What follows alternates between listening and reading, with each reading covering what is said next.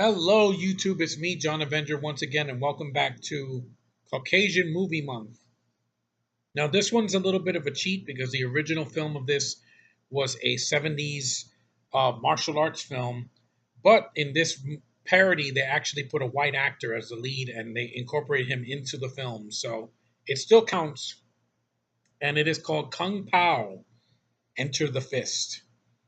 Now, this film came out in 2002. I saw the trailers for it back in like 2001, and I was like, wow, that looks really dumb.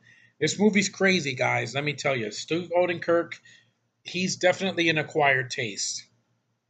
If you've seen, I think he did like the thumb parodies of like Batman and Titanic and Star Wars. So yeah, he does a lot of weird things with his body of work. And basically, yeah, this movie he parodies a '70s martial arts movie called Savage Killers, and he dubs all the voices of the actors except for like his own, which is his own regular voice, and some Asian girl that was in the movie that plays whoa, it's a Asian girl with one tit. Yeah, that's the kind of movie we're getting. But this is a parody that works. It's not just a bunch of references stringed together like all of those Seltzer and Freeberg movies. Half of those are garbage.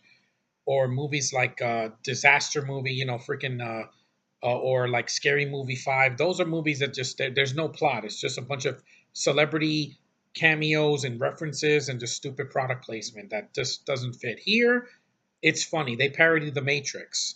They parodied The Lion King. They parodied Dragon Ball Z. The way they're fighting and flying and flipping and shit, it's just like Dragon Ball Z. Um, they reference Radio Shack and Taco Bell and a lot of stuff, but they have references to, but music references to uh, MC Hammer's "You Can't Touch This" and I Like Big Butts and some other music as well. And it's funny, like the movie made me laugh a lot. Steve Odenkirk is a white guy. He basically has like an Asian haircut, but it's not whitewashing because he's a white man incorporated into the movie. He's not playing an Asian, basically. He's not because he's not. They don't give him yellow face, which is good because that would offend people. And basically, it's a parody. Like they parody a bunch of kung fu flicks. There's a couple of things I didn't care for. The beginning of the movie where when he's a baby and the killer of the movie is trying to what's his name, Betty. He's trying to kill him, and the baby starts doing flips and it rolls down a hill. That was just wasn't funny. It looked a little bit disturbing. A joke like that would not work today in 2018. That joke was really stupid. I thought that was it reminded me of like keeping what was his name? You don't mess with the Zohan. The baby foot thing was fine, but also uh, they had that stupid baby joke in Disaster Movie, and that's not funny. Where he puts the baby's foot in the guy's mouth. It's just that was horrible. Like, but here it's quick. It's just the first 5 or 10 minutes of the movie. But then when the movie gets going, the dub voices are hilarious. There is one dub voice I thought that Odenkirk did really poorly. That was for the girl that plays Ling because she goes like this. She goes wee wee, and I'm like, oh my god, just stop. Stop doing sound effects in a movie like this, please. You don't need to make sound effects. I don't mind you do a dub laugh or like a girl's voice, but when you're doing an annoying sound like that, it bothers me, and I just that bothered me the shit out of me. And also, what else? There's some CGI that looks a little dated, but it's a parody, so I can forgive it. Like when he's fighting the cow, which is a better scene than when Luke was milking that beast with the freaking four nipples in the last failure. This is done in a much better, more respectable manner because the cow squeezes its udders and tries to shoot milk in his face. That's way funnier, guys. If you're gonna go for broke, make it funny. Don't make it depressing. The milk. And basically, they shoots milk out of its udders, and like it's like the Matrix. They do bullet time, like in the first Matrix. There's a lot of like practical effects. There's some CG in it. The movie only cost $10 million. 10, not 110, not 210, not 310. See, budget doesn't matter if you do the work right. And the movie it's a lot of fun. Like if you've never seen this movie, if you're not into martial arts films but you want to see a parody of it, this is definitely for you. Crazy Rich Asians is not the only movie out there with Asians.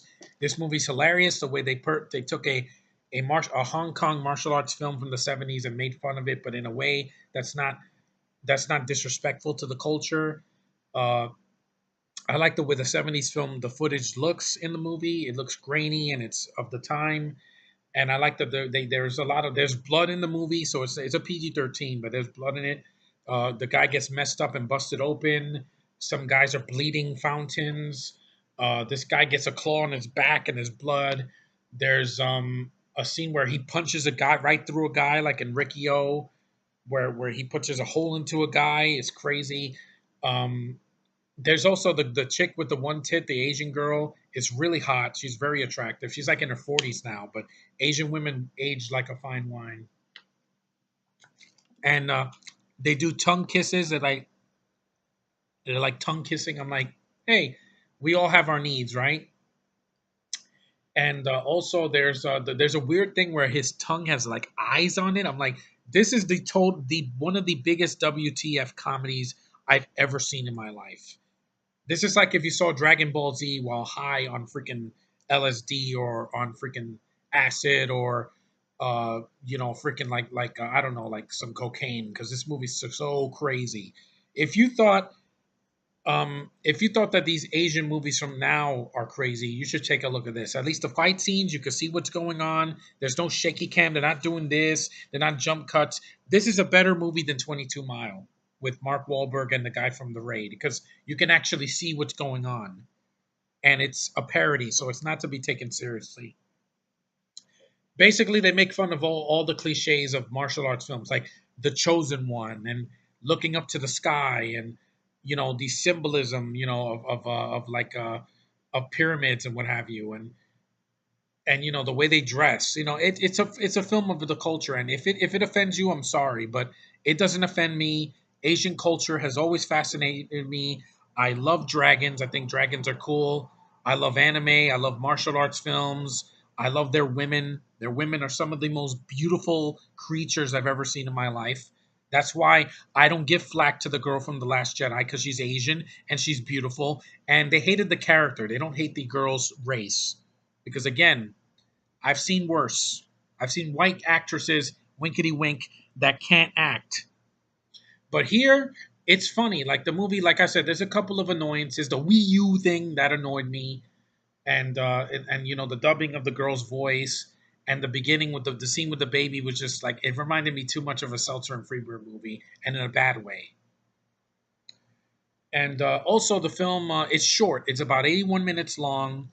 It's not going to drive you crazy. It's not 2 hours. See, I feel pretty. This is what you need to do. Make a movie that's funny. Make me have less mean spirited humor. Here, it's just that first joke with the baby. I just thought that was weird, and this movie's already weird. But if you're in the mood for something fun with Asian culture that's not Crazy Rich Asians, this is way crazier than that movie. It's not, it's tongue in cheek. It's not to be taken seriously. It's different, and I like that. And it's from 16 years ago. And it's funnier than any comedy this whole year that wasn't animated. Yeah, it is. And I'm not counting Deadpool 2. I'm saying a comedy, not a superhero comedy or an animated comedy or something like that. I'm talking about like I Feel Pretty and Life of the Party and freaking Happy Time Murders and all that. Yeah, it's better than all that because it actually is funny and it knows what it is and it's making fun of the culture, but not in a way that's offensive. It's not like Mickey Rooney in Breakfast at Tiffany's. That's a racist act. That's a man in yellowface, and this was the 1960s, and it's offensive today. This is not offensive. It knows what it is. It's funny. It's stupid, but it's a parody, so it works in its favor. It's not. It doesn't. It has like one fart joke. It doesn't overdo it like other movies, and it doesn't. It's not a black comedy like Kick Ass, where when your first movie, when the first joke is somebody dying, that's not funny. I don't care what you're doing. If it's done in a mean spirited way, it's not funny. It bothers me. Here, the movie didn't bother me.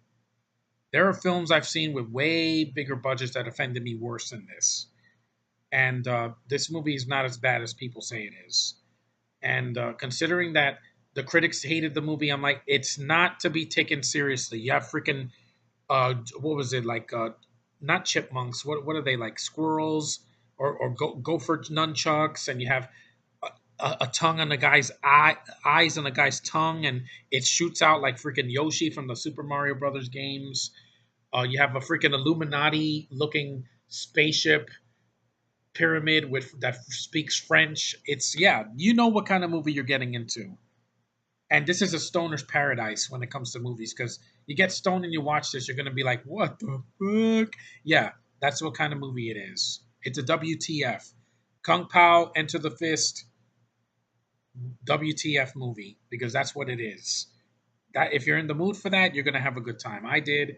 It's hilarious. I would love to get this on DVD.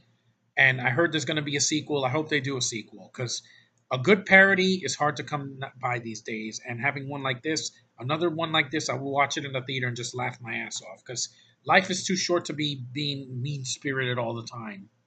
So yeah, you know, to end this video, I want to do the Rick voice. This is a good freaking movie, Morty. Yeah, this is a good movie, Morty. I love this. This movie is so much fun. I would love to get this on DVD, Morty. I would love to get it. Yeah, that's my Rick voice. I hope you like it. I want to just do something different because my videos don't get enough views now. So sound like this is the best thing I can do, Morty. I love seeing weird stuff like this, Morty. Yeah, that's the kind of movies that I like to see. I like to be different, guys. I don't want to watch just normal, stupid, mean-spirited comedy, R-rated comedies, Morty, with the same dick jokes and fart jokes and saying fuck a lot, Morty. I want to see something different, Morty. Yeah, that's the kind of stuff that I like. That's why I love Rick and Morty because it makes me laugh. This made me laugh a lot. So I'll see you guys in the next video. Bye. Take care. Have a good day.